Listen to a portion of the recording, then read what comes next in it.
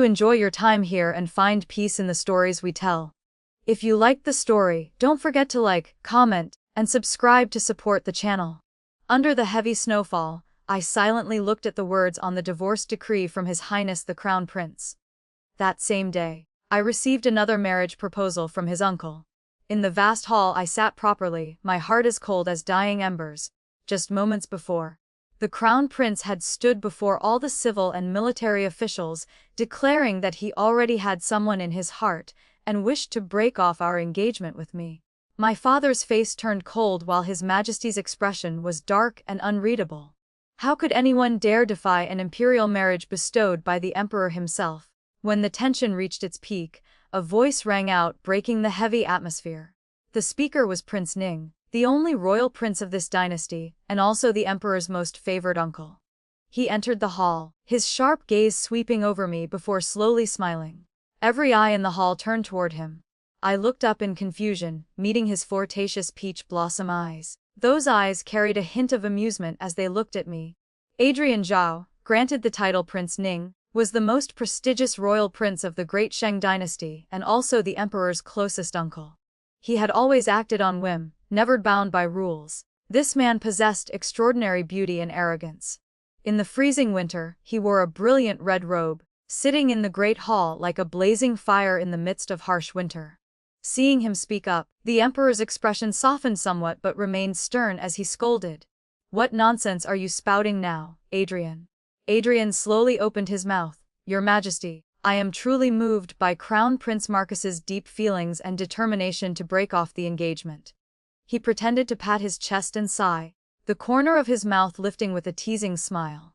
But then his voice suddenly turned gentle as a breeze. "However, it's quite pitiful for Miss Sheng to have her engagement broken. Coincidentally, this prince's mansion is currently lacking a proper princess consort. Why not marry her to me? Wouldn't that perfectly fulfill both good matches?" The emperor angrily rebuked. "How can you joke about such a serious matter as marriage?" Adrian raised an eyebrow and leisurely said, counting on his fingers, "Miss Sheng's given name is Ning, and this prince's title is also Ning. It seems the fate between her and me is quite significant indeed, too good to miss." Adrian clasped his hands toward the emperor, a smile reaching deep into his eyes with a hint of mischief. "Your Majesty, please grant this for your younger brother." He slightly narrowed his eyes, his hidden smile making him look even more willful and unruly. I stood frozen, looking around the great hall. Everyone seemed equally stunned. Only he remained casual as he looked at me, his eyes full of whimsy as if requesting to be granted a favorite trinket. Speaking of which, it was truly strange. This morning when I entered the palace, I was still the Crown Prince's fiancé. This afternoon leaving the palace, I had already become a royal prince's fiancé. Initially, the emperor also felt this proposal was too absurd. But after consideration, he realized this was the most perfect solution. For the Crown Prince to break off the engagement before the entire court was a great humiliation. Though my father didn't particularly favor me, he would naturally be angry at such disgrace. To appease him, the court would certainly need to offer compensation. Moreover, after the marriage contract was broken, arranging my marriage would be a difficult problem. As a daughter from the chancellor's mansion like me, who would dare marry me? Who would dare accept the Crown Prince's leftover? Even if someone was willing to marry me, the emperor wouldn't feel at ease if I became the legitimate wife of another powerful family. Adrian's timely appearance solved all problems. I would still marry into the royal family, even with a status that wasn't low at all. Ironically, this absurd proposal was ultimately approved by the emperor. The imperial edict was issued immediately. The marriage between Prince Ning and me was decided, with the wedding date set immediately. I knelt to receive the edict, my heart filled with indescribable confusion. The emperor never once looked at the Crown Prince, angrily punishing him to return to the Eastern Palace and reflect behind closed doors. Adrian leisurely left. As he passed by the Crown Prince, he casually patted his poor nephew's head. "Your judgment is quite poor indeed." I couldn't help but laugh softly, then suddenly remembered that from now on, the Crown Prince would have to call me Aunt.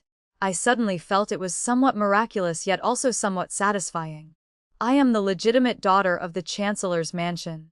My parents once received an imperial marriage decree from the emperor, A lifetime of playing music together in harmony, husband and wife loving each other. No one could criticize them.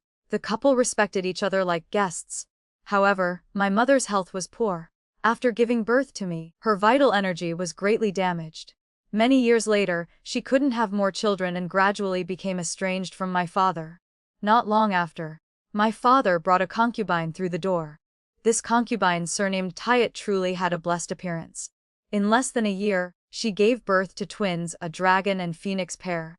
Lord Chancellor was overjoyed beyond measure, showering them with endless favor. Thus the opposition between the two sides became even clearer. My mother and I in our small courtyard gradually became desolate and cold, forgotten. From then on, Lady Tayet became even more arrogant, coveting my mother's position as the legitimate wife. Unfortunately, my father not only didn't stop her but actually indulged her, seemingly intending to promote the concubine and demote the wife.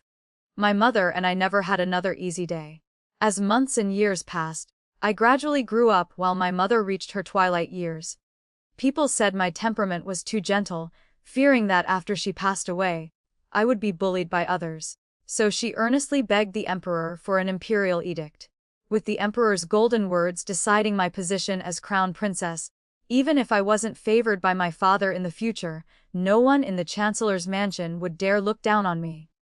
I knelt before my mother's bed receiving the edict, feeling confused and lost. She tightly held my hand, her eyes gentle as water, giving me her final admonition. Her voice was weak but her tone was extremely calm. Serena, men have feelings but no heart. The word love is nothing but an illusion. The only thing you can rely on is yourself. After she passed away, in less than an hour, Lady Tayet stood at the door looking at me with eyes red from crying yet smiling triumphantly. She lowered her head, her voice gentle but clearly mocking. I suppose it's useless.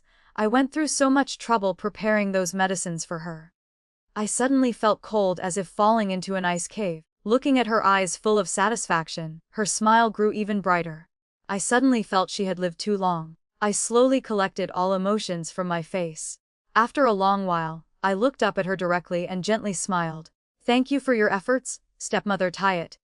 That year's winter was colder than ever.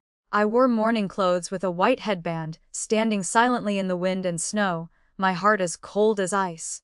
From then on, the only person I could rely on was myself. The following spring, the youngest and most pampered child in the chancellor's mansion accidentally fell into the pond.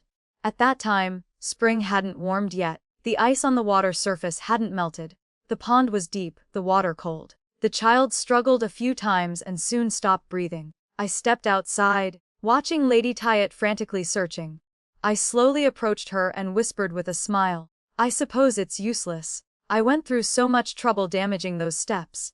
She suddenly spun around, her face showing a mix of fury and terror, completely drained of color.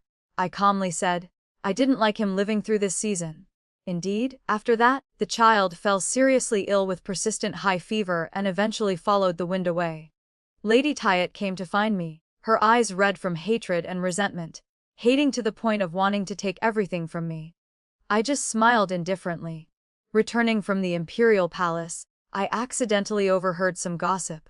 It turned out the person who made the crown prince willing to bear humiliation and break off our engagement, the one he was determined to marry as his legitimate wife, wasn't a stranger but my half-sister from a different mother.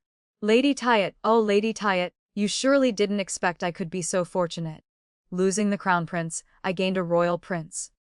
I mocked myself whether marrying a chicken or a dog, it made no difference to me. This year's birthday was truly chaotic. Suddenly there was a light knock on the window. I startled awake, pulling out the knife hidden under my pillow. The cold blade flashed in the darkness. I called out coldly, who's there? The window slowly opened and a bright red figure gracefully entered the room without a sound. Slender, fair fingers gently pressed against my lips, signaling for silence. I was shocked into stillness. Prince Ning, the dignified current royal prince, actually climbed through a window into a woman's room at midnight. If this happened in those romance novels, there would certainly be only one possibility, a secret love affair.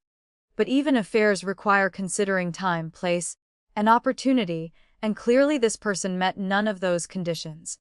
Who in their right mind would sneak around wearing a brilliant red outfit? Were they afraid of not being discovered?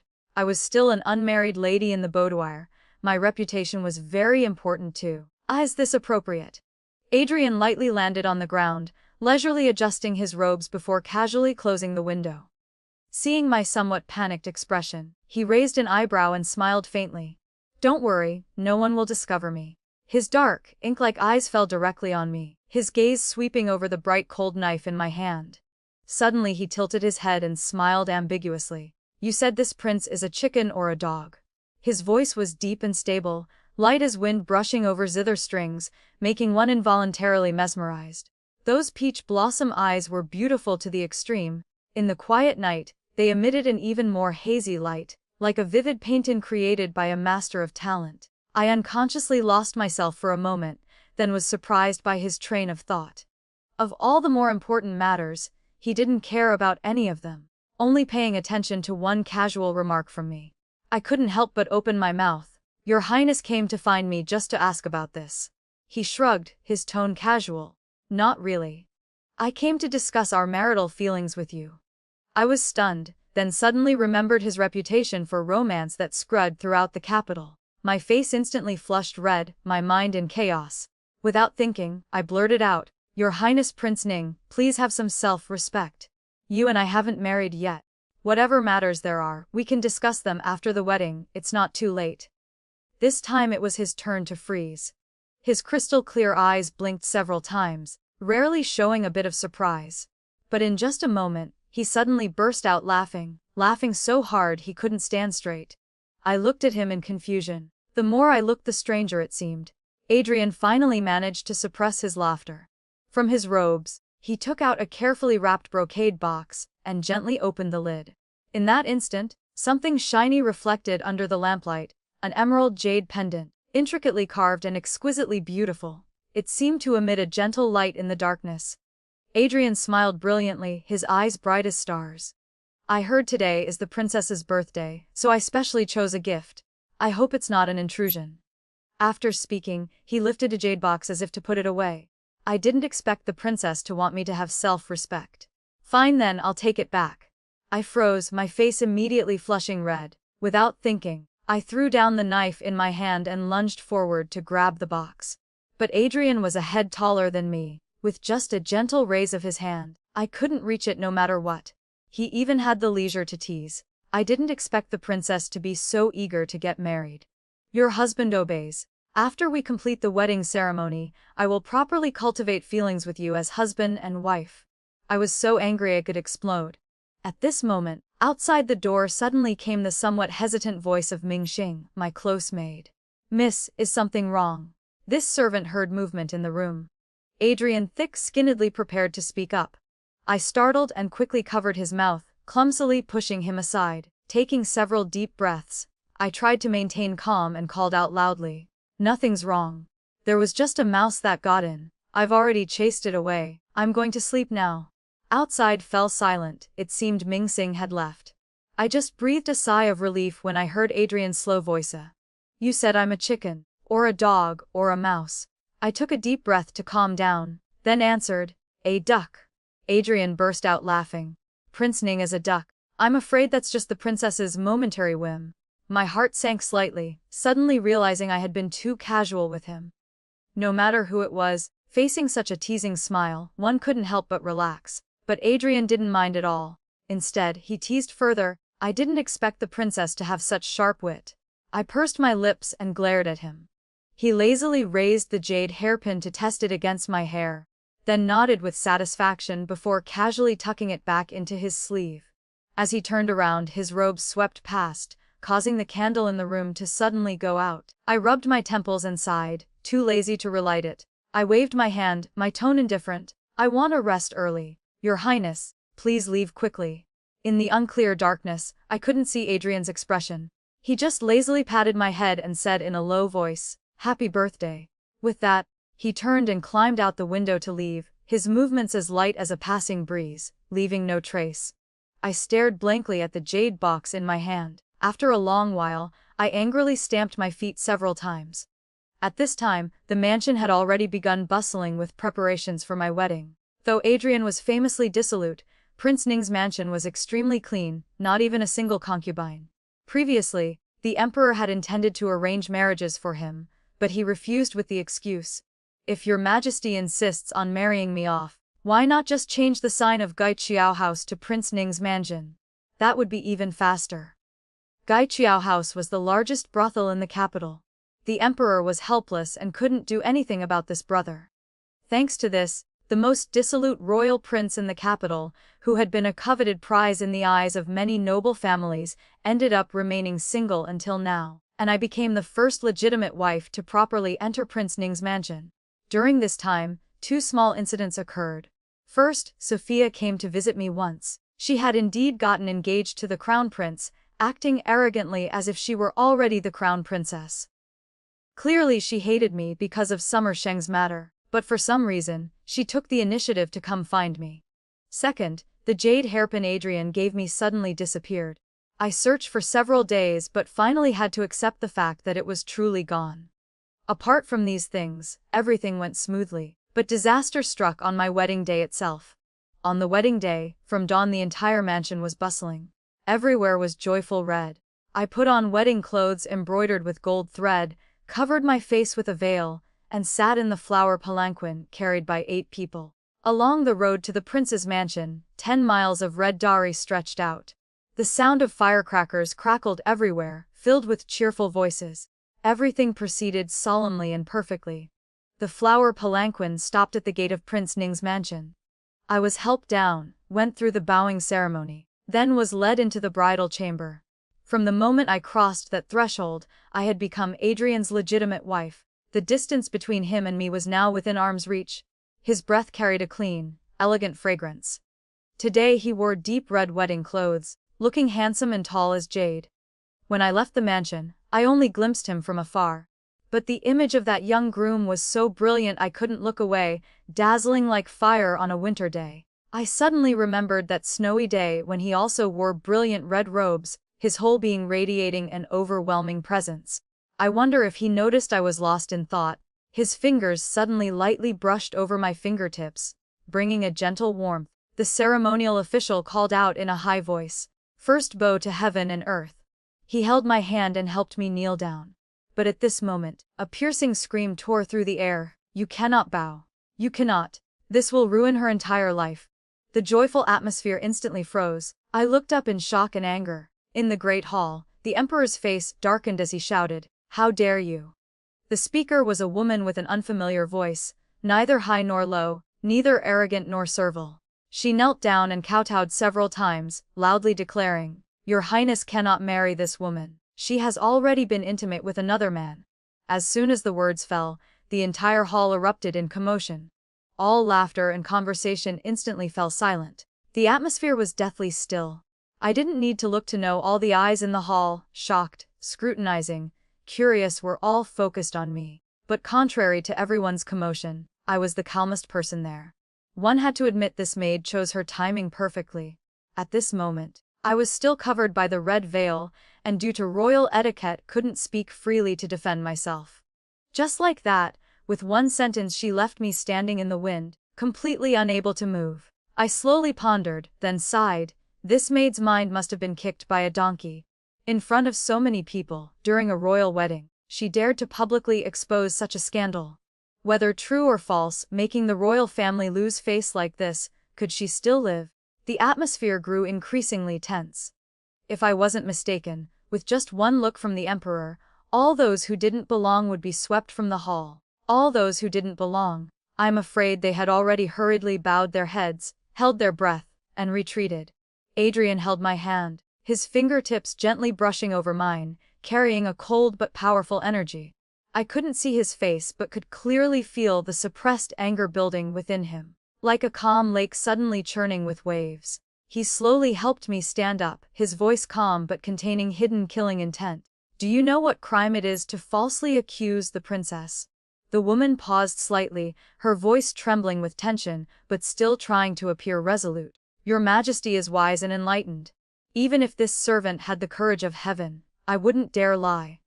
Her words echoed throughout the hall. Then she prostrated herself and spoke loudly. "This servant was originally a managing nanny in the chancellor's mansion. I personally witnessed the princess having an improper relationship with an outsider. The evidence is clear and cannot be denied. The entire hall was shaken. She continued, on the 9th day of the 12th month, this servant saw with my own eyes a man climb through the window into Miss Serena Sheng's room and stay the entire night without leaving. My heart trembled slightly. The 9th day of the 12th month, wasn't that my birthday? Could the person she was talking about be Adrian? Staying the entire night without leaving? Nonsense. Right at this moment, a trembling voice rang out. This servant can also testify. I was shocked. Ming Jing, she continued with her head bowed, slowly saying, that day, this servant passed by Mrs. room door and indeed heard a man's voice inside. Not long after, the lights in the room suddenly went out. I laughed coldly in my heart. Ming Xing, you certainly are eloquent. Not stopping there, another maid kowtowed and raised something in both hands, her voice small but resolute. This servant also has evidence. I couldn't see it but could guess that what she presented must be the jade hairpin Adrian had given me. In the mansion, all jewelry, clothes, and gifts were recorded. The managing nanny only needed to check once to know this hairpin wasn't in the ledgers and wasn't from the chancellor's mansion, proving it came from another man. Initially I thought the lost jade hairpin was just an accident. I didn't expect it to be by others to frame me. The person behind this play, your main purpose is to smear my reputation. Because at that time I was still an unmarried young lady. If a man really climbed through my window to find me, then I would be someone who didn't maintain proper conduct, completely losing my reputation. And the fate of a royal woman bearing the name of debauchery, everyone could guess. The most vicious part of this scheme is that regardless of who I met that night, I couldn't prove my innocence. Even though Adrian and I had a marriage contract, in this society of strict etiquette, a woman meeting privately with a man at night was a capital offense, like a stain that could never be washed clean in a lifetime. Moreover, I was marrying into the royal family where even a small mistake couldn't exist. In an instant, cold sweat broke out all over my back. Just when the atmosphere was suffocating to the extreme, a sweet voice interjected at the perfect moment. Sister, how could sister be so foolish? This one sentence was like nailing down my guilt. Sophia, your methods are truly clever. The emperor's expression was dark, his anger reaching its peak. I didn't move, slowly releasing my hand from Adrian's. Just as I was about to kneel down, my wrist was suddenly gripped tightly. Before I could react, Adrian pulled me up forcefully. My body followed the momentum and bumped into his chest. He gently pushed me behind him, standing in front of me like a solid wall. His voice was as cold as if soaked in ice and snow. Why don't you believe I can protect you? His hand gripped mine tightly, squeezing until it hurt. Through the thick red fabric, I looked up in confusion, trying to see toward him. If I wasn't covered by this veil, perhaps I would see my young groom in his brilliant wedding robes, his whole body burning with angry fire. His sharp brows and eyes contained an unconcealable coldness. He spoke in a low voice. Your Majesty, wait until I finish questioning before punishing, it won't be too late. Not giving anyone time to react, he immediately shifted his gaze and smiled faintly. Sophia, this prince truly admires your sisterly affection. Even taking blame comes so quickly and neatly. As soon as the words left his mouth, I felt a warm wave surge in my heart. I wanted to laugh but also wanted to cry. Through the veil, I looked down and saw his hands holding mine, clearly steady with no intention of letting go. I thought Sophia's expression at this moment must be quite spectacular. Adrian spoke again, his tone even gentler than before. Ming Xing, do you know who the man in the room that day was? As soon as he finished speaking, she immediately collapsed to the ground, kowtowing repeatedly. Her voice trembled so much she could barely form words. This servant doesn't know. Adrian's lips curtly, his smile full of mockery. At that time, the princess called out my name directly. You were standing right outside, how could you not know? She became even more panicked, lowering her head to bang it hard on the stone floor. The sounds rang out rapidly. I'm afraid she was so terrified her mind had gone blank, not even feeling whether blood was flowing. I stood still, calmly observing everything. For her to still dare speak at this point, I truly admired her courage. Between sobs, she tried to gather some courage and spoke with a trembling voice. Even if it was your highness, you still shouldn't casually meet with Miss at night. Adrian smiled faintly, his eyes cold as thousand-year ice and snow. Just with one hairpin and your 2 pairs of eyes, you want to convict this prince of improper conduct. He laughed coldly and decisively said, "This prince went to the chancellor's mansion that day through the main gate. There are clear records in the mansion's entry logs. Father knows about this matter." As soon as he finished speaking, he clapped once. A servant hurriedly ran in from outside, presenting a logbook with both hands. I couldn't see but could hear the crisp sound of pages turning, and then a heavy thud as if someone had collapsed to the ground. Sounds of fearful, rapid breathing swirled in the air. Adrian's tone was leisurely, but each word cut like a sharp blade. This prince went that day with guards to deliver birthday gifts to the princess. I only stayed for one tea session before leaving. Not wanting to disturb the chancellor, I didn't announce myself in advance, but it was still open and legitimate. You say this prince had improper conduct. What evidence do you use to frame the princess? From beginning to end, he only spoke the truth. But this truth was enough to crush the entire conspiracy. He lowered his voice. It seems you all frame people quite naturally, neatly, and decisively. Sounds of kowtowing rang out continuously, panicked pleas for mercy falling on my ears. At this point, I had completely understood everything. A brilliant scheme of inviting the gentleman into the jar, truly masterful. Only now did I suddenly understand why Adrian climbed through my window that day. Remembering that night, when the candle went out so quickly it was abnormal, everything happened in the blink of an eye. They had used the simplest trick to plant in others' minds the thought that I had been improper. The person behind this scheme had only one goal from beginning to end, to drive me to death.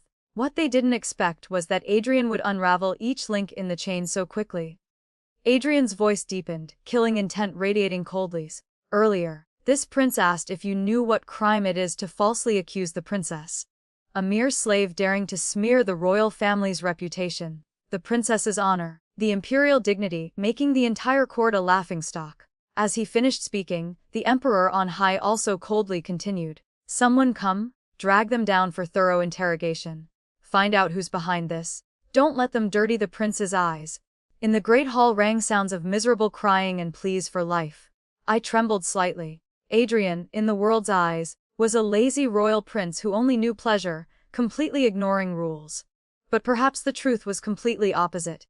Did he really not care about political affairs? Those two things were just a perfect disguise.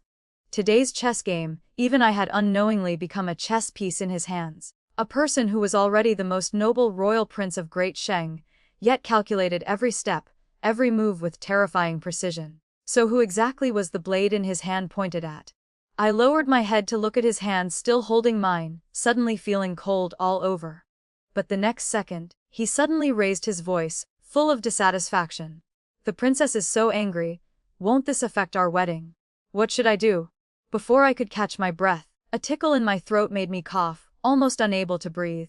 Adrian leisurely patted my back, leaning close to my ear and chuckling, his tone lazy and casual. Don't be anxious, now isn't the time. Your husband will definitely remember your wife's instructions. After we complete the bowing ceremony, I will properly cultivate feelings you as husband and wife. I know you've been waiting for a long time. Tonight I will definitely satisfy you. I stared wide-eyed, my mind completely blank. In an instant I began to doubt my own judgment. Had I misjudged this person? How could he be so shameless to this extent? The wedding ceremony ended. I was led into the bridal chamber while Adrian stayed outside raising cups to entertain guests. I sat alone on the bed, finally able to breathe a sigh of relief. Later, the emperor couldn't help but ask a question. Adrian, why exactly did you climb through the window that night? Adrian, having long lost any sense of propriety, pretended to think for a moment then seriously answered. For fun. The emperor, very well. Not long after, the door creaked softly and slowly opened. I startled, he came back so quickly. My heart beat rapidly. Following instinct, I sat up straight waiting for him to come lift the veil covering my face. But what I didn't expect was before I even saw him, I smelled the sweet fragrance of pastries. After a busy day, I hadn't eaten anything yet. As soon as I smelled this, my stomach shamelessly growled several times. Adrian immediately burst out laughing. When I was young, I also dreamed about my wedding day. In my imagination, the wedding night should be a moment full of sweetness, gentleness, and love. But after my mother passed away, I gradually lost my illusions about marriage, only hoping for a life of mutual respect. I never thought that on my wedding night, the first thing my husband would say to me would be, "Are you hungry?" I was about to die from his teasing. I tried to control my anger, gritting my teeth. "Your Highness Prince Ning, I can lift this veil myself." Adrian laughed knowingly when to stop, muttering quietly, "Not fun at all." Then he decisively used a hairpin to lift the veil from my head. Light once again flooded my eyes. Before me, Adrian wore deep red wedding robes, the corners of his mouth hiding a mischievous smile. The candlelight in the room flickered, reflecting on his face like white snow dotted with peach blossoms, both bright and enchanting.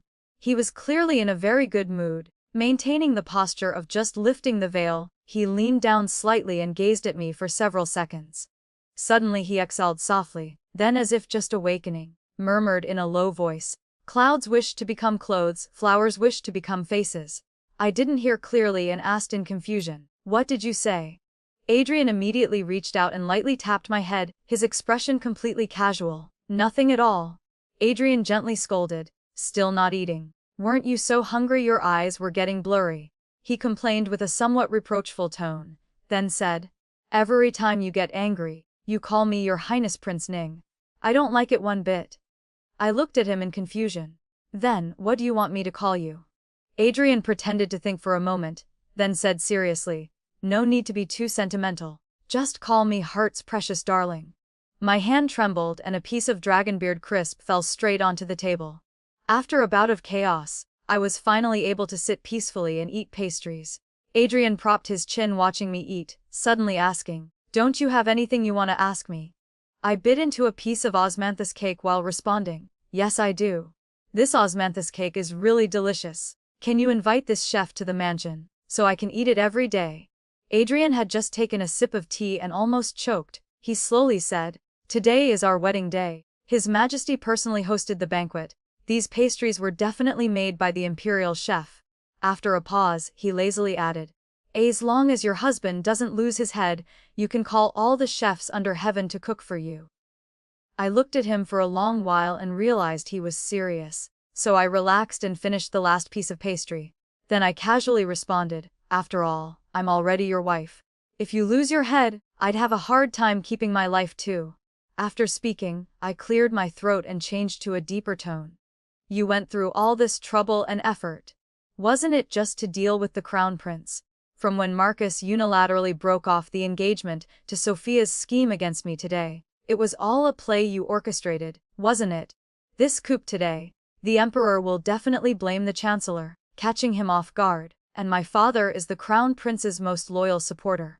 Adrian smiled and nodded, slowly saying, "Actually, I only did it for the princess. Those the princess dislikes as her husband, I naturally must help her eliminate them." I glared at him without any courtesy and continued, "Marcus just needs to make a mistake and you'll have an opportunity to strike. The emperor is old and weak. Looking at the imperial genealogy, those capable of competing for the throne number no more than 3. When mentioning the crown prince, both he and I fell silent. This matter only needed to be said this far. Actually, I still had a doubt in my heart, but I chose not to voice it. The path you walk is one of kings and defeat. And I, once aboard the ship, can only follow where it goes. Husband prospers, wife follows, keeping myself safe is enough. In short, I know what you want to do. I won't stop you. As long as you still hold the blade, I won't ask who that blade cuts toward. But if something happens to you, I won't follow you to the grave." I don't know why I said these things on my own wedding night. Adrian raised an eyebrow, seemingly quite satisfied with my answer. The next second, he suddenly pulled me forcefully, making me fall into his embrace. He sat me on his lap. I had no time to react and let out a small startled cry. On the window pasted with red wedding characters, candlelight flickered. Our shadows intertwined, hazily reflected on the paper window. A faint but clean fragrance emanated from him, gently enveloping me.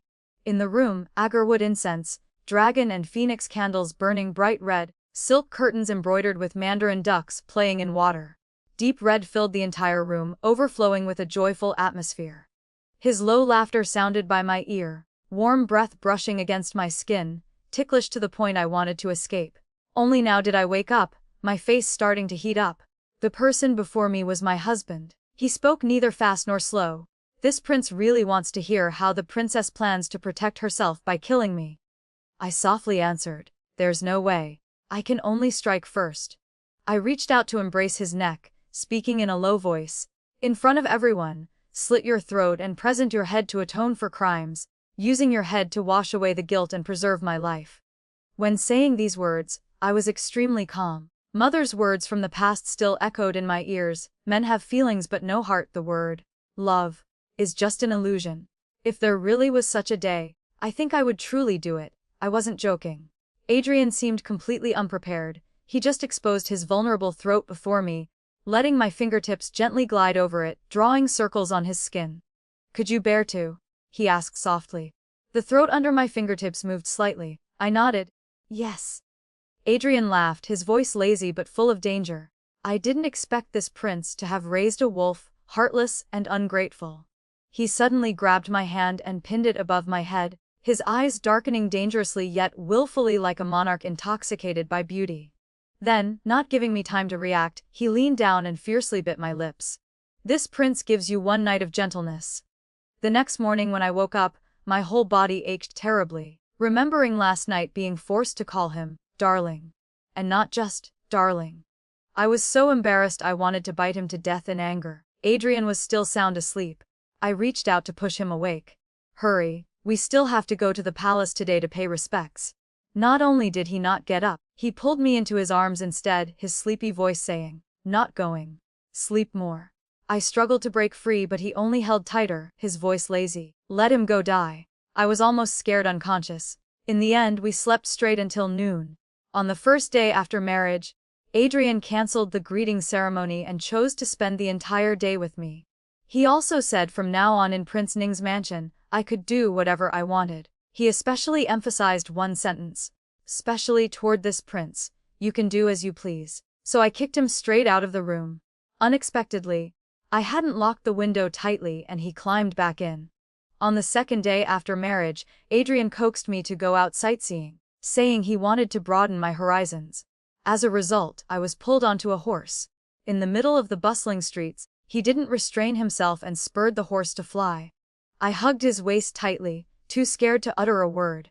I suspected he was deliberately getting revenge. So when we returned to the mansion, I kicked him out of the room again. This time I had experience and locked the window tightly. Unexpectedly, he went to find the butler for the key, then walked in openly through the main door. On the third day after marriage, Adrian took me shopping. I had never seen such a lively scene. After shopping for a while, we ended up with a cart full of goods. Adrian counted money while mocking me. All evening breaking things, such a spendthrift. I ignored him, packed up my things and moved to sleep in the guest room. As a result, he shamelessly followed me over, leaning close to my ear and gently biting it, laughing as he said, "So my wife likes such boudoir pleasures." From young as a legitimate daughter, I was raised within the strictest rules, never stepping out the main gate or side door my whole life. In the capital, there were often rumors that Prince Ning was dissolute and indulgent, never taking etiquette seriously.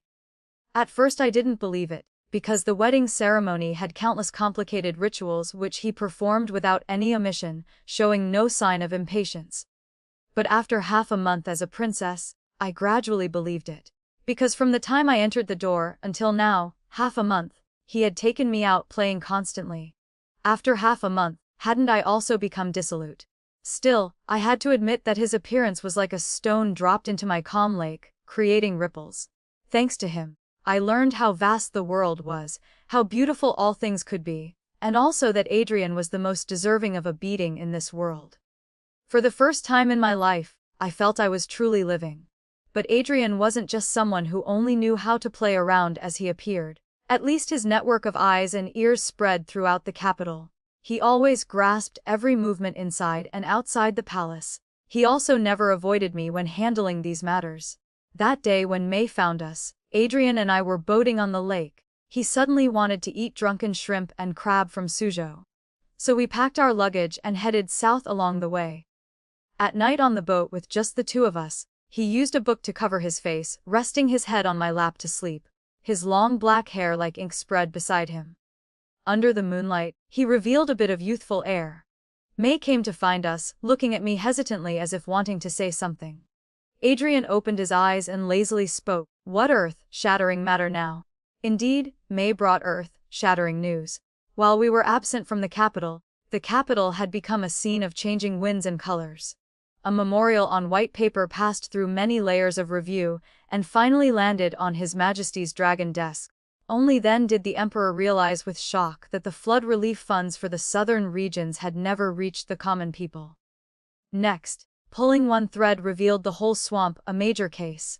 Chancellor accused of embezzling 10,000 tals of gold exposed, implicating a series of officials. There were even traces showing the Crown Prince was also involved in this case. The Emperor, who had always praised the Chancellor as honest and upright, was now slapped in the face, his heart burning with rage.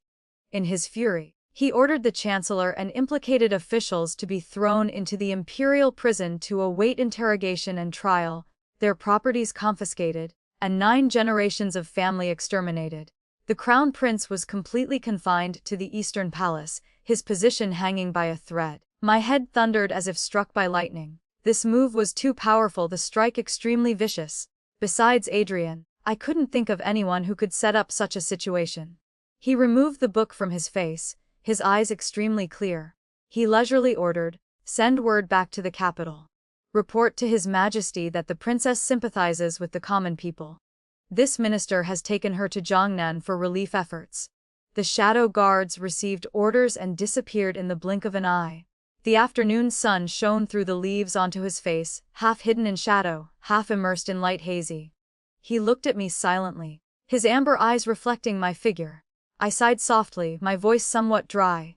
"Everything was within your calculations, wasn't it? If there was no beneficiary, how could that memorial smoothly reach His Majesty? Even this sightseeing trip, he used the excuse of eating drunken crab but actually aimed straight for the disaster area." I laughed coldly. Could you have given me some advance notice? After all, I grew up under the Chancellor's protection. No matter how cold our relationship, he's still my father. I witnessed him build his tower high, witnessed him feast new guests, witnessed that tower collapse. How could I not be moved? But this no longer matters. What matters most is that the sharp, cold blade has been unsheathed. Everything happened too fast, too decisively, so fast I can't help but worry if we struck too early. Because of the Chancellor's case exploding, from now on Adrian can't turn back. An terrible possibility unavoidably arose in my mind. My head suddenly emptied. I trembled as I spoke. "You don't tell me anything, so if one day you lose your life, I wouldn't even know." My voice shook uncontrollably. Adrian sighed and lowered his voice. "No." He seemed to want a joke, but it stuck in his throat. He slowly said, "Didn't you say you wanted to personally behead me?" I looked at him, unable to see his expression clearly, only feeling a deep sorrow swirling between us. A rainstorm was waiting to pour down. A tear rolled from the corner of my eye down my cheek. Adrian made no sound, but in that instant it became a great storm between us. The path to seizing royal power is littered with white bones everywhere. The youth resting his head on my lap today, could he tomorrow depart never to return? For the first time, I realized how fragile human existence was. The most frightening thing was that I feared losing him, just like that year in blood and gore when I lost my mother. And now, when would I lose you? After a long while, Adrian softly spoke, seeming to try to control something. He called my name, Serena. "From now on, I won't hide anything from you anymore. Don't be afraid." I didn't cry, just felt tired to my very bones. I gently closed my eyes and leaned against his shoulder. At the tip of my nose was still that elegant, cold yet warm fragrance. A feeling of gentle security enveloped me. I gradually sank into sleep. Before my consciousness completely blurred, I heard Adrian's low voice like sleep, talking, "Serena, I'm both afraid you don't love me and afraid you truly do love me." My heart softly repeated those words. In the end, that memorial was merely kindling. What truly condemned my father were still the things he had done over the years. Under the Emperor's eyes for so many years, Adrian merely lifted a corner of the iceberg. I had nothing to say and couldn't blame him. Several months later, we set out to return. The Emperor rewarded us grandly. A series of officials were dismissed, led by the Chancellor, no small matter. The Emperor was already exhausted, now with hundreds more troubles. Right at that time, Adrian, who had only known sightseeing and hunting, actively offered to help share the burden. This contrast naturally moved people. Moreover, the flood relief in Jiangnan that he handled was extremely thorough, making the dragon countenance very pleased. At this time the court was in chaos. Adrian smoothly received the imperial command to take charge of government affairs. Though said to be temporary representation, for a royal prince it essentially meant holding power. A royal prince interfering in court politics was originally a great taboo, but Adrian made the emperor personally ask him to stay. Moreover, he himself appeared reluctant, using the excuse that the princess at home was very clingy and couldn't leave her husband for a moment. The emperor asked what was more important, state affairs or the princess. Before all the ministers, Adrian solemnly answered, "The princess is more important." Learning of this matter, my face darkened. His Majesty must have wanted to execute this bewitching concubine right then. This morning Adrian left the mansion and went up early. Before leaving, he reminded me to remember to eat osmanthus cake. After waking up, I looked at the table full of breakfast pastries and discovered Adrian had really shamelessly asked His Majesty for the talented imperial chef from our wedding banquet. Now that's great in His Majesty's eyes. Not only am I a woman who clings to her husband, but now I have the title of being arrogant and extravagant. I could only sigh tragically in my heart. Though I sighed, deep down I felt happy. I got up, freshened up properly, grabbed a hand fan and walked out the door. Today I was going to see Sophia Sheng. After father was convicted and the whole family implicated, the emperor in his rage didn't even bother listening to the chancellor's defense. Evidence piled mountain high without waiting for trial. He hastily wanted to behead him to pacify the people. Sophia was no exception. What was unexpected was that she made a final request to see me one last time. In my heart, Sophia was just a faint name. Looking back, I only remembered her fake voice calling me sister. But no matter what, she had never struggled like now. Autumn in the prison was even more cold and damp. Cold air pierced straight to the bones. Underfoot was not even a decent mat, only a layer of rotten dry straw. She huddled there, face pale with dried tear tracks on her cheeks. When had she ever suffered before? I looked and only felt sorrow. Fickle men, previously for her, the crown prince defied the imperial edict to break off our engagement. Now that same person turned a blind eye. A woman's fate is like duckweed floating downstream. Aren't I just the same? I removed the jade hairpin from my head. Sophia startled and looked up. Between the iron bars of the prison cell, only the two of us remained. I calmly said, "What do you want to say to me?" She didn't answer, staggering to her feet. Her hungry gaze swept over me from head to toe, then stopped on the emerald jade pendant hanging at my waist. Suddenly she burst into hoarse, crazy laughter. "Serena, I hate you to the bone." I coldly replied, "You stole my marriage, smeared my reputation. Now you hate me. Haven't we broken even?" Sophia laughed until tears fell, screaming in the prison cell. "You think it's over just like that? Serena, wasn't it you who killed my brother? Look at me now." I gently squatted down and through the iron bars, grabbed her chin and squeezed hard. "Little sister, you should understand clearly, your mother killed my mother first. I was just taking revenge. Previously you schemed to harm me. If not for Adrian taking action, I'm afraid I would have been beaten to death by a mob long ago. As for your family matters, what do they have to do with me?" With that, I flung my hand away. She fell sitting on the ground, half laughing, half crying, babbling incomprehensible words. "Serena, your appearance is ordinary, your temperament cold and tasteless, cold and heartless. You only had a marriage contract with the crown prince because of your status as legitimate daughter. Later even Prince Ning wanted to marry you, living such a perfect life. While I, with my concubine status, every step I had to tread carefully, pleasing others, careful bit by bit. With great difficulty I finally secured my position, only to end up like this. The crown prince abandoned me like throwing away torn shoes, avoiding me before it's too late. Serena, what gives you the right? What gives you the right?" Her voice was very low, each word seeping into the bone marrow full of resentment. "Serena, you're really lucky. Without luck you'd be nothing."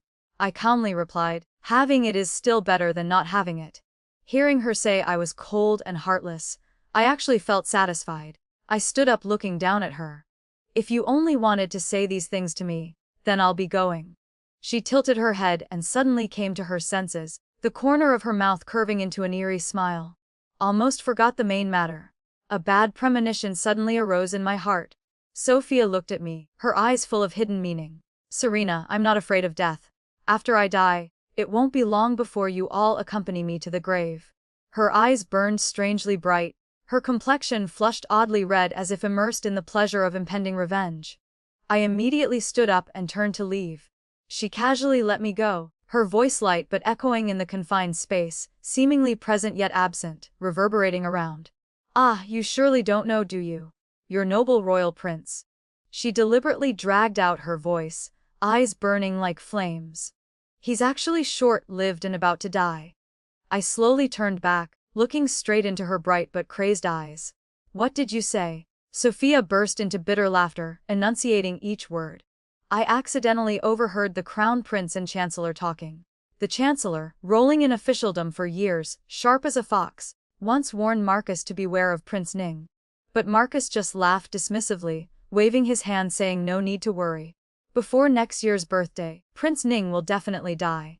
Chancellor, no need to be concerned.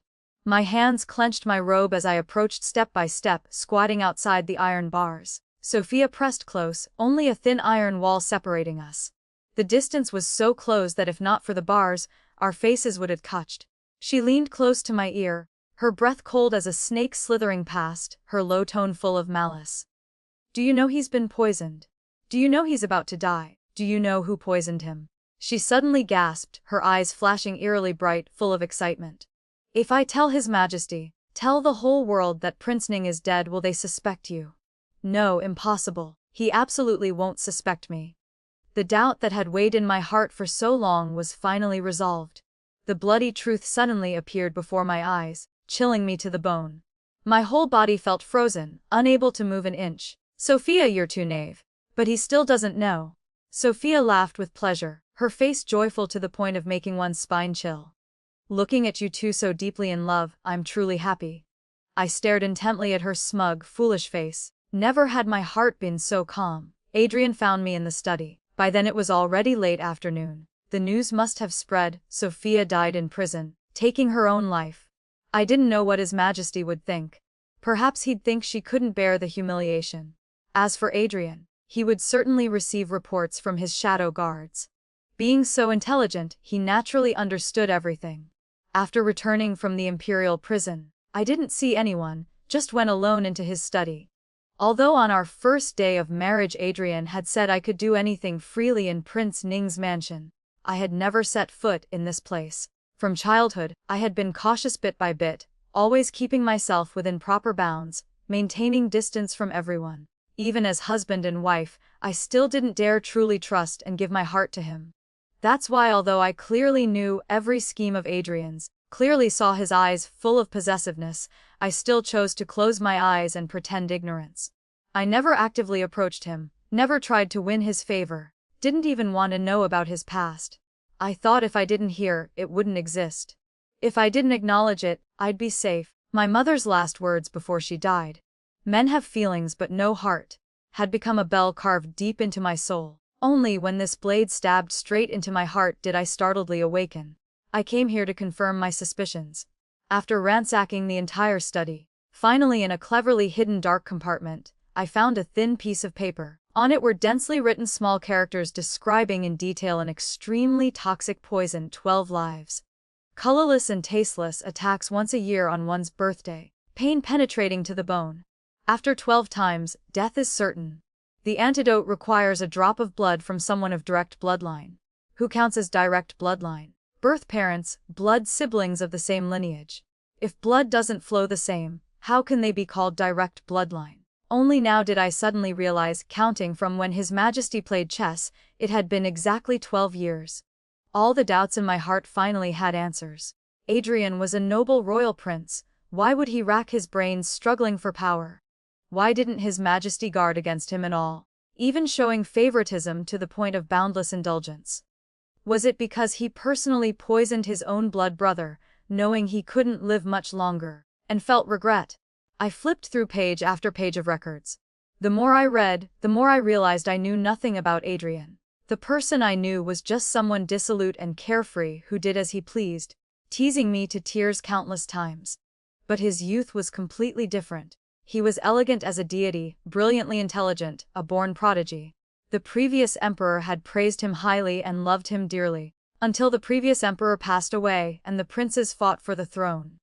Adrian wholeheartedly supported his eldest brother Theodore, the current emperor. In the end, Theodore smoothly ascended the throne. This was beyond everyone's expectations, because everyone knew Theodore's qualifications were mediocre. If judging by talent, the most deserving to seize the empire should have been Adrian. I continued flipping through the pages.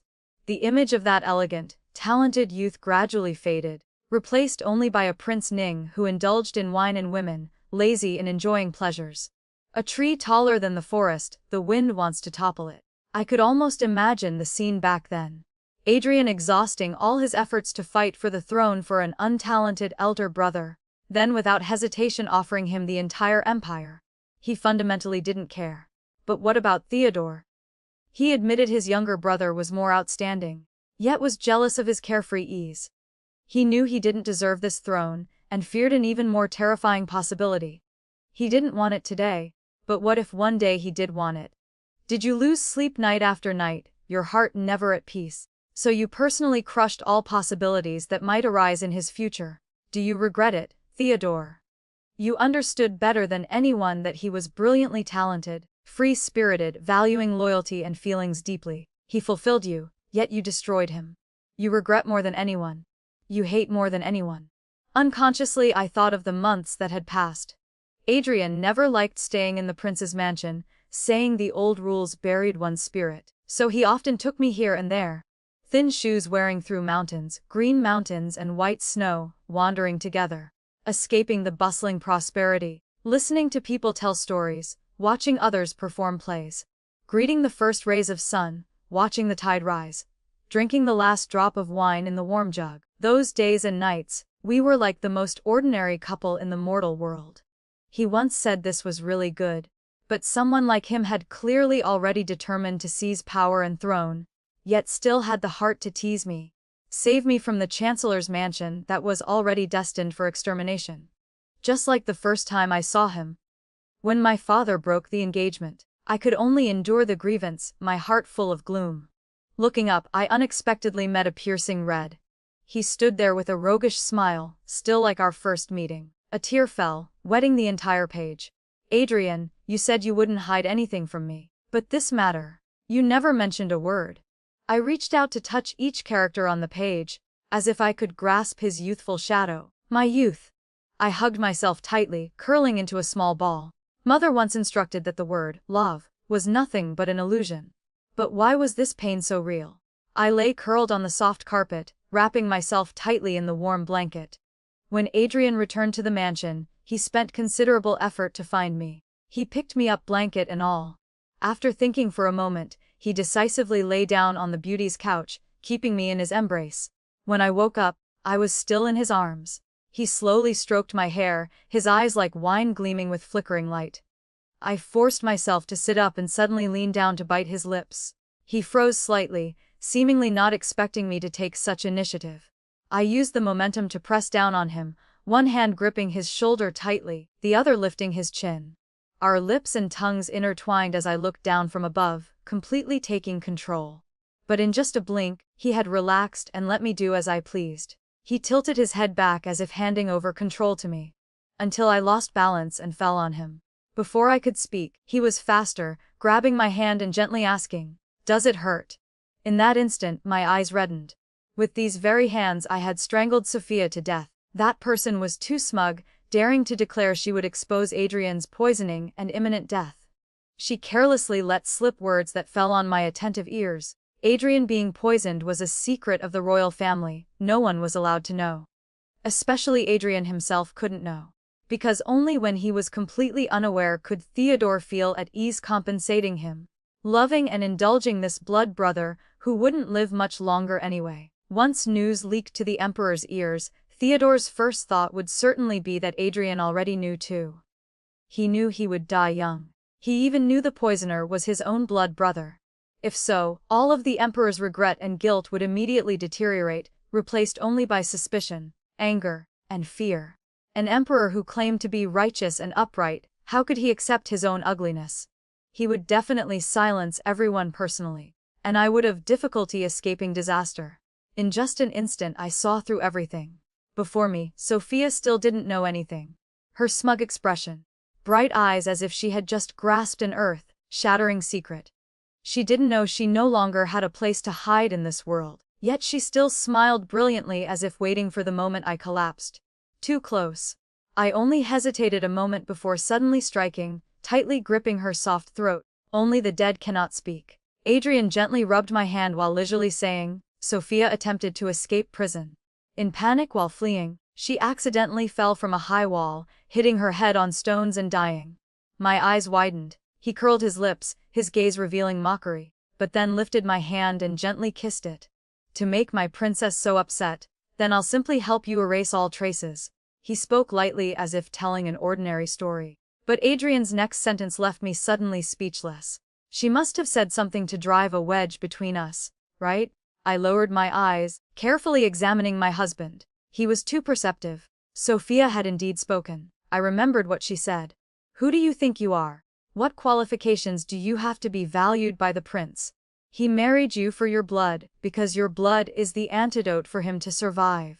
You by his side are no different from a pig beside a butcher. Adrian sensed my stiffness. He clasped his hand, gently stroking my back as if wanting to soothe my emotions. He laughed softly. Too bad she didn't know my wife has never trusted anyone from the beginning.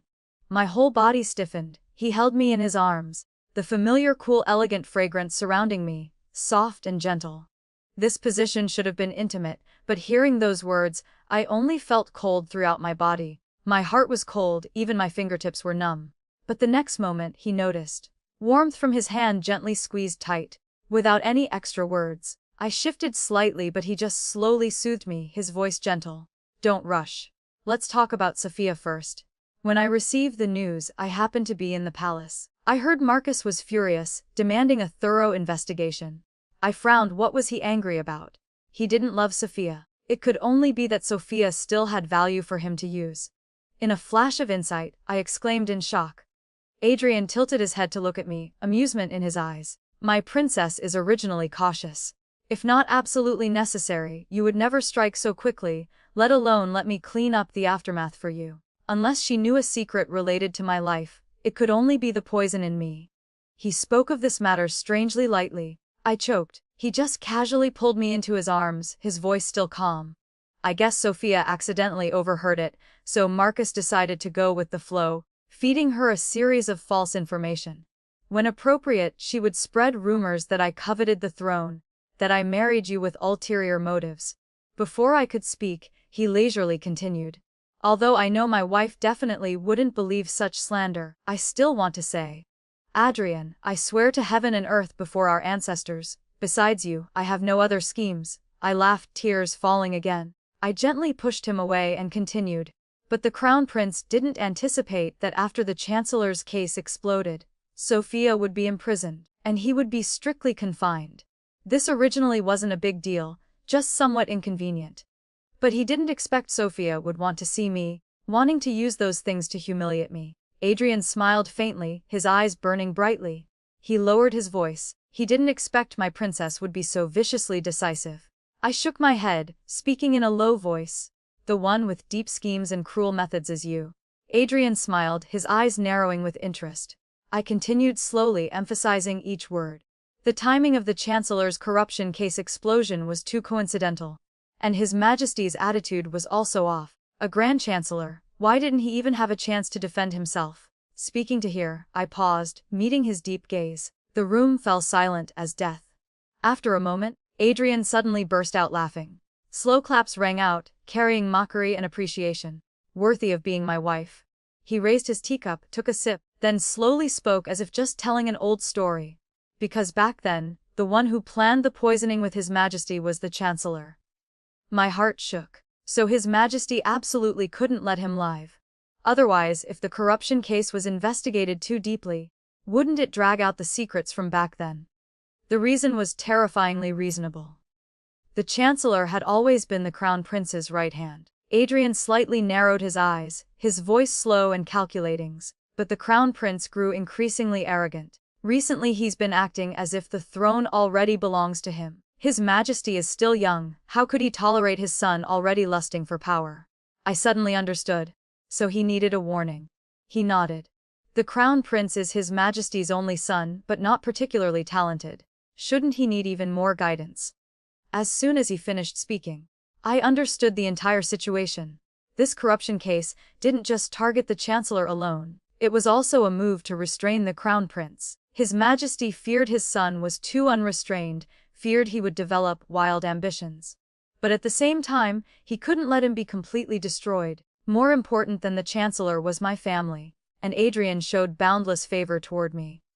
If I really stepped forward for the Chancellor, if I investigated too deeply, wouldn't I accidentally find clues about what happened back then? I took a deep breath, staring at Adrian. So His Majesty would rather sweep everything clean at once, to silence everyone, to bury all evidence. Adrian smiled, his eyes flickering with cold light. But he didn't expect that I was the sharpest blade cutting down on the Chancellor's head. I suddenly shuddered. Once you want to silence people, you must do it cleanly, seal mouths, cover eyes, eliminate everything, leave no traces. The Crown Prince was now confined in the Eastern Palace, and the one controlling the situation was you, right? Adrian smiled ambiguously, his eyes deep as water. My wife is truly clever. I was bewildered. Remembering everything, the curtain covering the court's secrets was finally lifted. I once thought Adrian had ambitions to seize power, but now I understood, he was never the one actively playing chess. Only when the chessboard was laid before him would he unhesitatingly make his move. As for the Crown Prince, the one he hated most was probably Sophia. Because she was originally the most exquisite chess piece. With just a little prompting, she could have made Adrian lose all honor. Just a pity. I laughed. She died by my hand. I shivered slightly, realizing something terrible. Just one wrong step, and this entire situation would collapse. My chest tightened. Before I could lift myself up, Adrian pressed me down. The distance between us was so close that his breath wrapped around me, noses touching. I couldn't move. My wife? He lowered his head, his tone calm but containing immeasurable danger. On our wedding day, I once asked why you didn't believe I would protect you. I waited so long for just a bit of trust from you. Yet you only rely on me when you need me to clean up the aftermath. I also hope sometimes that you could rely on me a bit more. I forced a laugh, the sound dry. It's just self-preservation. He looked at me silently for a long time, then suddenly sighed. My wife, I cannot find the antidote. My heart skipped a beat. What did you say? His voice remained calm as if stating something obvious. Since learning I was poisoned, I searched everywhere under heaven, seeking famous doctors everywhere.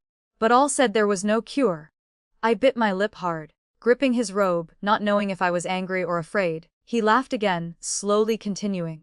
But there's a rumor in the palace I heard. This type of poison always comes paired with an antidote. Back then His Majesty hesitated, fearing future consequences. That's why the Chancellor secretly hid the antidote. So the Chancellor had to die. He lowered his head to look at me with eyes both casual and probing.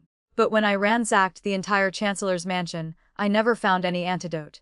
A chill shot straight to my heart. I swallowed, anger flaring. Why did you never tell me these things? Adrian smiled faintly, gently tugging my sleeve, his tone almost coquettish. My wife, you would be angry.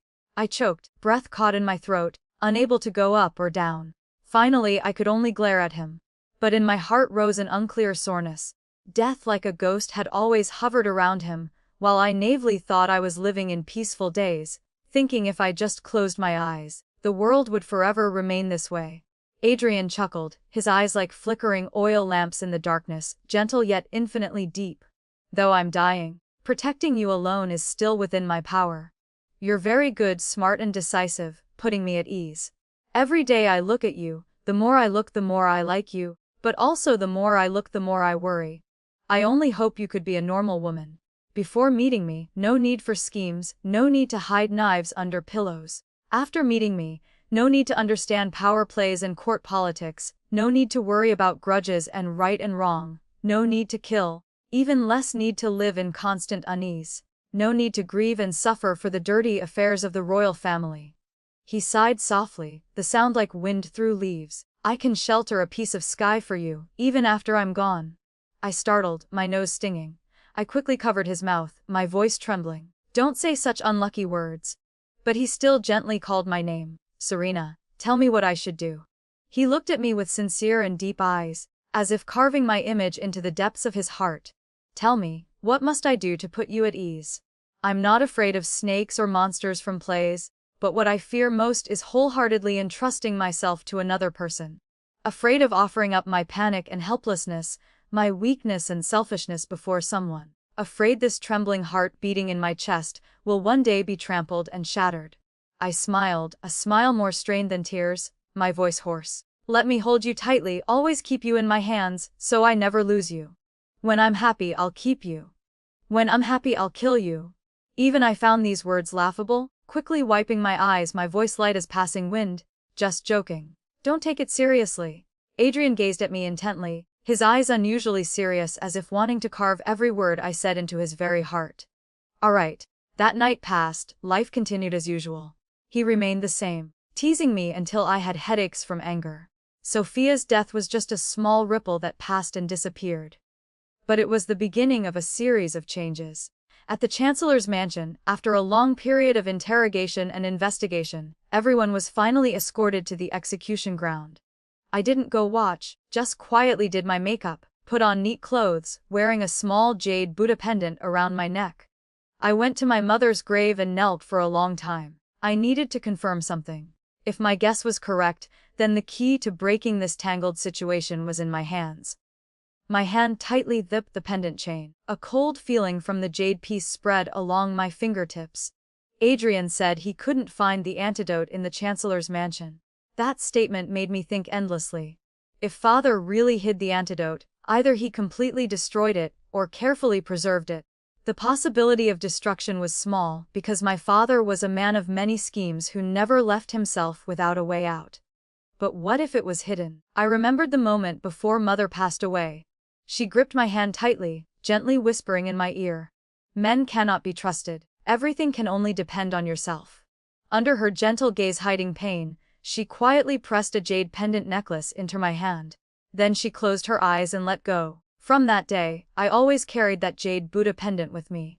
Exquisitely shaped but dull in color, the jade had no significant value. I didn't understand mother's intention, just kept it as a final memento. Gradually I almost forgot its existence. But now I felt something unusual. Mother had been ill for a long time.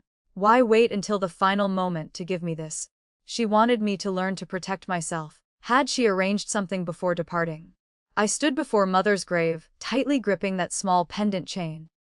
A strong wind blew, making my cloak flutter. I gently closed my eyes. If everything was as I guessed, perhaps the antidote had never truly disappeared. By the grave, wild grass spread far. Wind swept in waves. I stood silently, my mind calm, listening as if I could hear from hundreds of miles away at the execution ground, the mournful end of the chancellor's mansion's glory. Now completely fallen, splendid wealth and temporary glory ultimately turned to smoke.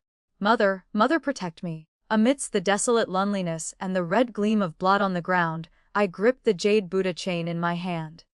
Using all my strength, a cracking sound rang out. The jade Buddha in my hand shattered into pieces. Several peaceful months passed. His Majesty had another prince. The child was born with auspicious signs. That night, the astronomy observers said this child carried heaven's mandate, born more talented than others. He was the purple star descended to earth. His Majesty was overjoyed hearing this. The palace overflowed with unprecedented joy and celebration. Only the Eastern Palace remained unusually quiet. Crown Prince Marcus had ended his confinement, but everyone could see His Majesty no longer valued him as before. Outside even began spreading rumors that His Majesty intended to establish someone else as Crown Prince. Whether true or false, I didn't know. I only knew these rumors were deliberately spread by Adrian himself. Clearly the effect was excellent. Looking at Marcus's pale green complexion, I feared he was angry enough to vomit blood. After my birthday passed another year, it would be Adrian's birthday. Recently His Majesty particularly frequently asked about his health condition, rewarding so many things they couldn't be counted. It seemed he wanted to bestow all the palace's precious treasures to Prince Ning's mansion. Even I received rewards. Looking at Adrian's somewhat thinner appearance recently, I casually commented, "The atmosphere has already been elevated to this level. If you don't die, I'm afraid it would be rather inconvenient. Adrian heard this, and immediately hugged his blanket and left the bed, deciding from now on to sleep in separate rooms. I crossed my arms watching, too lazy to stop him. As a result, at midnight he tiptoed back as if nothing had happened. Not only that, he brazenly hugged me and pestered me, making me restless all night. New Year arrived. The first firework bloomed brightly in the night sky, waves following one after another, brilliant and glorious. But in my heart arose waves of undercurrents. The night sky blazed with light. Thousands of fireworks bloomed in succession, resounding throughout the capital. The sound of firecrackers continued endlessly. The entire imperial city was immersed in joyous, bustling atmosphere. Adrian and I toasted each other, our gazes meeting, warm and sincere. May we have this day for 5 years to come. Adrian smiled and drained his cup. I nodded gently, because the time had come. Amidst the bustling joy, a fast horse charged from afar through wind and snow straight into Prince Ning's mansion. An urgent voice called out, "Congratulations, Your Highness. His Majesty's imperial edict has arrived." Adrian and I exchanged glances. The corner of his mouth lifted slightly. "Let's go," he said casually. "It's time to end this." On New Year's Eve, Prince Ning entered the palace. Afterward, everything was like a dream. His Majesty was severely injured. Adrian legitimately took control of court politics, completely confining the Eastern Palace and abolishing the Crown Prince's power. But the Eastern Palace, besieged for many days unable to receive any news, finally lost patience. The Crown Prince desperately seized the military seal and led a great army to attack the capital, attempting to reclaim the throne. In the Great Hall, the young and extraordinarily handsome regent prince sat on the high seat, his gaze calm to the point of coldness. Before him, the throne sat empty. Suddenly an explosive sound shook everyone's hearts. The Crown Prince turned his head only to see his soldiers all kneeling on the ground, while the person who should have been dying in the palace now appeared at the palace doors. The dragon robe on his body fluttered like wind. The emperor stood there trembling, his eyes burning with grief and anger. Inside the hall, killing intent layered heavily, silent to the point of suffocation. In just a moment, Marcus looked up to the sky and laughed long, his eyes full of madness and hatred. "Adrian, well done. You truly have ability." Adrian silently stepped down without saying a word, personally supporting the emperor back to the throne. Marcus stood straight, his whole body trembling with rage, his eyes red as a wild beast cornered. He gritted his teeth, each word, "It was you. You incited others to deceive me, making me believe Father Emperor only had 10 days left to live. You deceived me. In this chess game, you turned me into a pawn for your use. You taught me I must desperately fight. You set traps from the beginning, step by step pushing me to a dead end." Marcus wept like rain, pointing at Adrian and screaming, "Father! It was all him. He's the one with the vicious heart. Open your eyes and see, who really has wolf-like ambitions." The emperor remained silent, just waving his sleeve. Immediately guards rushed forward, forcing the crown prince to kneel. Adrian tilted his head, his eyes full of pity and confusion, as if looking at a fool who didn't understand worldly matters. In that instant, the angle of his face looked exactly like the emperor from years past. He casually spoke, "Nephew, what are you saying?" One light sentence, who knows what it triggered in Marcus's heart. He suddenly struggled frantically, hair disheveled like a madman, screaming, "Father! He approached you only for revenge. He already knew you were the one who poisoned him." Before he could finish, a cold slash fell on his neck, cutting off Marcus's voice. Adrian withdrew his hand and casually ordered, "Take him down and imprison him." The emperor suddenly stood up, shouting, "How dare you act rashly?" But his body, already severely injured, now angered to the point of blood and cue reversing, ultimately couldn't hold on. He staggered a few steps trying to support himself, but finally had to sit heavily back on the throne, breathing rapidly. Adrian stepped forward and bowed, ordering, "Summon the imperial physician." The vast palace suddenly held only the two brothers. Adrian looked at the emperor's pale complexion without speaking. The emperor closed his eyes and sighed deeply. "So you knew everything already?" That voice was unclear whether it was relief or heavy helplessness. Adrian silently approached, standing by the throne waiting for the emperor to speak. The emperor was silent for a long while, then suddenly laughed softly, a laugh carrying both soreness and sorrow. "The world says the imperial family is heartless. Marcus is like this, I am like this. Now I'm severely injured, the crown prince rebelled, And you're also approaching your final birthday. The emperor gently closed his eyes, muttering to himself, Adrian, is this retribution? Adrian looked at the monarch before him, his lips curving in a cold smile. Everyone understands clearly, just no one speaks it aloud. If these incidents hadn't occurred, if the crown prince hadn't forced abdication, if the emperor's authority hadn't been challenged. With an emperor's heartlessness, Theodore would never know regret his whole life. Adrian leaned slightly, speaking close to the emperor's ear. He called his elder brother directly by name. Theodore, this imperial palace has long been shackles binding me, burying my spirit in prosperity. I can never escape. You are my elder brother. From childhood I respected you, honored you. I once thought when you ascended the throne, I could exchange it for some freedom. But I was wrong. His voice was light, like laughter, yet not. This throne, I never wanted it. Not before, not now. The emperor's complexion grew increasingly pale, as if aging 10 years in an instant. Adrian continued casually. 10 days from now is my birthday. After that I'll leave. I don't want to die in this place. He spoke very lightly, as if discussing something trivial. But to Theodore, each word cut deep into his heart like a sharp blade. The two brothers had finally reached an irreparable point. 10 days later, life and death parting. But he didn't even want to see his elder brother one last time. The emperor sat on the throne, his expression anguished as he slowly nodded, his voice carrying infinite bitterness. Everything before was my fault toward you. Adrian's lips curved slightly as he casually said, I only wanted to hear this one apology.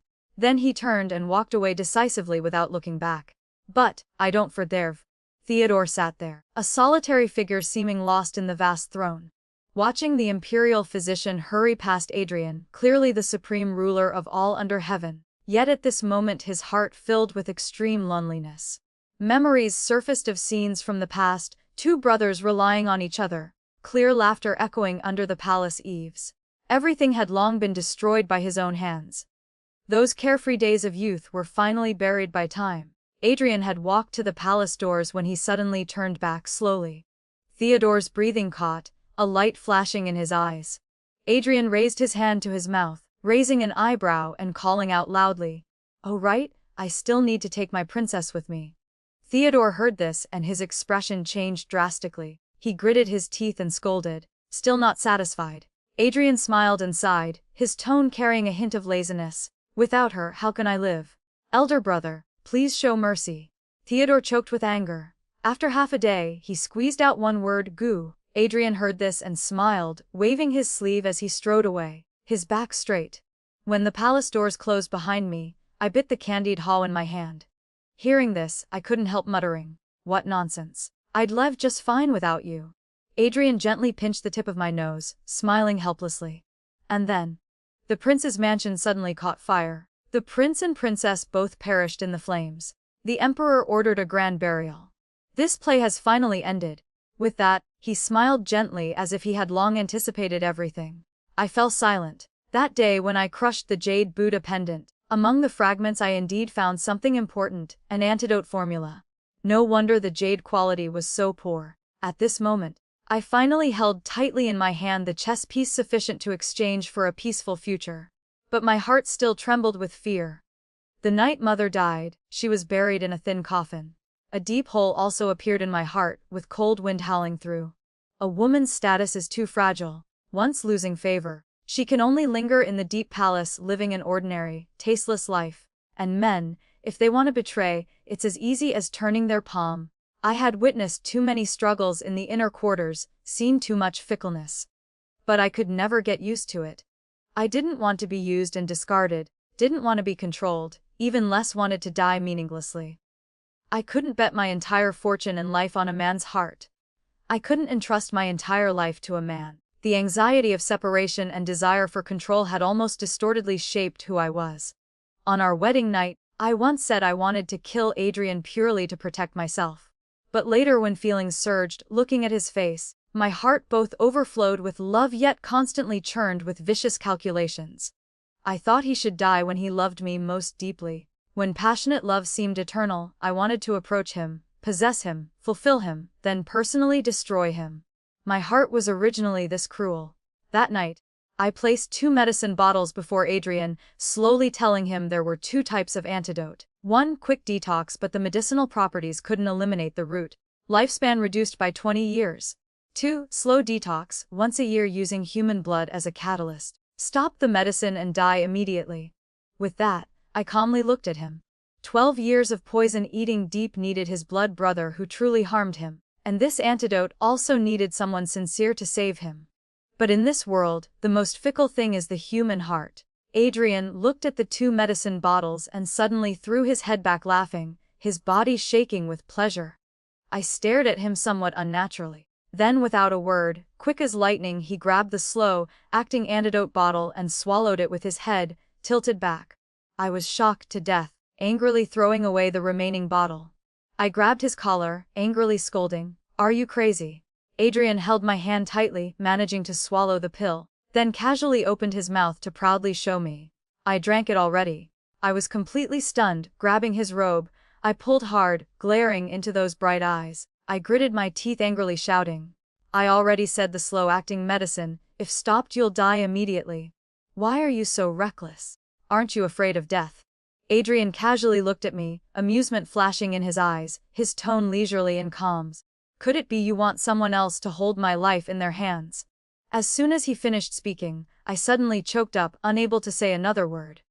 Yes, I had used myself to control his antidote. But I forced a cold laugh, trying hard to find a crack in his defenses. But what if one day I change my mind? What if I no longer like you? What if I hate you and want you dead? Adrian looked at me and slowly smiled, his voice unhurried without any wavering. "Then I must pamper you even more, treat you well, better and better, so you can never hate me." He smiled, a smile just like that day when he first proposed to me. I looked at him, not daring to believe what I heard. "What if I die?" Adrian said gently, "Then live and die together with you. What's there to fear?" He said it as naturally as could be, without any hesitation. I froze, just dumbly looking at him. Adrian bent down, his fingers brushing my cheek, gently wiping away tears that had fallen who knows when. He laughed softly, his voice teasing. I already knew my wife was a white wolf, forgetting kindness and abandoning loyalty. I didn't move, just quietly watching him. He gently relaxed his expression, asking softly, "And now?" I was still confused, could only foolishly look at him. He gazed at me intently, his eyes so full about tenderness it seemed about to overflow. "Have you captured me yet?" Adrian once asked me what exactly he should do to put me at ease. I had said, "You must let me hold you tightly. When I'm happy I'll stay with you, when unhappy I'll kill you." He answered, "Alright." Now he was using his very actions to prove it. He gave me everything. Finally I couldn't control myself anymore and burst into tears. The wind outside the pavilion also stopped. Adrian laughed softly, his voice revealing interest. "I'm very curious, what if I had chosen the fast-acting pill?" I buried my face in his chest, my voice choked but sincere. "There was no fast-acting antidote at all. If you chose it, I would destroy the antidote immediately, then prepare your funeral affairs." Adrian still wouldn't give up, continuing to ask, "If I died, what would you do?" I took a breath and answered softly, "I already transferred all your assets to my name." He froze. I blinked, pretending to be embarrassed as I continued, "If you really died, I'd have to sadly become a wealthy widow." Adrian gritted his teeth, squeezing out each word. "Seems my staying alive only hinders your future." I smiled innocently in response. "But you being alive is good too. We can argue and torment each other, and accidentally grow old together." These words I would never tell him. 1 month later, the crown prince was deposed to commoner status. The emperor recovered while Prince Ning vanished from the world. Prince Ning was no longer Prince Ning from now on, only Adrian remained my husband. And he had one beautiful birthday and countless beautiful future days. I suddenly asked, "Do you think Theodore realized he was deceived?" Adrian pouted. "I treated brother very well already." He slowly continued, "I only deceived him that the injury was serious, but actually it was nothing to worry about. Rest a few days and he'd be fine." "What if later he discovers you're still alive and comes to settle accounts?" Adrian casually answered, "I left a letter saying while he was unconscious I poisoned him. This poison can only be cured by my blood. As long as he doesn't look for me, I'll send medicine every year. If he looks for me," he leaned back, his tone lazy and dangerous, "I'll commit suicide. Everyone dies together, see if he dares." I burst out laughing. So familiar, 12 lives poison. Everything had been resolved. We finally left far away, escaping that man-eating prosperity, like two small fish gently gliding into humanity's vast ocean. From now on, only he and I remained, hidden in the vast mortal world. Before us, the brilliant red figure tore through the sky. Waves rolled and crashed against the rocky shore. Seagulls flew overhead, bringing salty sea wind brushing against skin. The distant horizon stretched endlessly with layered mountains, borders extending infinitely. I took a breath, feeling the taste of freedom. Adrian bent down and gently kissed my forehead. Heaven and earth are vast, time revolves, mountains and rivers stretch on. You and I wander together. From now on, grudges settle, sky and sea are boundless. You and I live carefree lives. From here on, where I belong is by his side. This profound tale teaches us that true love isn't about possession or control, but about mutual trust and vulnerability. Serena's journey from a woman who believed men have feelings but no heart, to someone who learns to trust reflects how past trauma can shape our ability to love. Adrian's willingness to place his life in her hands demonstrates that real strength lies not in power or manipulation, but in the courage to be completely vulnerable with someone you love.